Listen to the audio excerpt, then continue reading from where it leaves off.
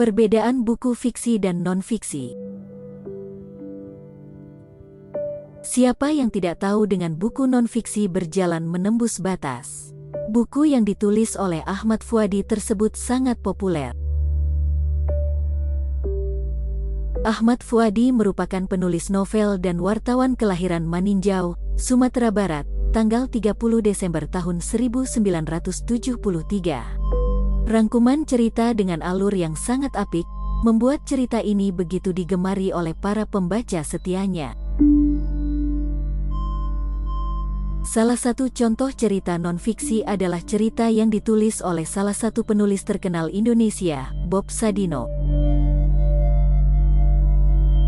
Dengan judul buku non-fiksi, Inspirasi dan Motivasi Bob Sadino, beliau menuliskan motivasi nyelenehnya yang berhasil membuat pembaca tertarik dengan pola pikirnya. Meskipun beliau menulis motivasi dengan agak nyeleneh, tapi karya yang ditulis menggunakan beragam kajian psikologi yang tepat dan benar. Mengenai cerita fiksi, terdapat pengertian dari kata fiksi itu sendiri. Pengertian fiksi adalah sebuah hal yang bersifat fiktif atau rekaan dan kebenarannya tidak bisa dibuktikan. Tentu saja, seluruh cerita fiksi adalah yang disajikan dalam cerita yang ditulis oleh penulis juga merupakan hasil dari imajinasi penulis guna membuat cerita menjadi lebih menarik. Selain cerita fiksi, ada pula cerita non-fiksi. Pengertian non-fiksi adalah suatu hal yang bukan merupakan rekaan atau fiktif. Non-fiksi juga bukan merupakan karangan belaka dan kebenarannya sudah jelas. Karena biasanya, non-fiksi sendiri adalah suatu karya berdasarkan kenyataan.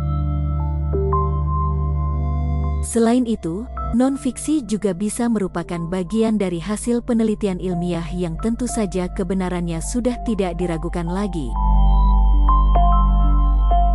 Fiksi dan non-fiksi secara umum dapat dilihat dalam beragam karya sastra yang dibuat, misalnya dalam suatu cerita atau karangan. Cerita fiksi dan non-fiksi memiliki perbedaan yang sangat signifikan seperti dalam segi kebahasaan, sifat cerita dan karangan, sumber yang diambil, ataupun wujud cerita dan karangannya. Cerita fiksi dan non-fiksi juga memiliki unsur pembangun cerita yang berbeda-beda. Unsur-unsur non-fiksi biasanya terdiri dari tema, tokoh dan penokohan, latar, alur cerita dan gaya bahasa yang konotatif dan biasanya mengandung amanat.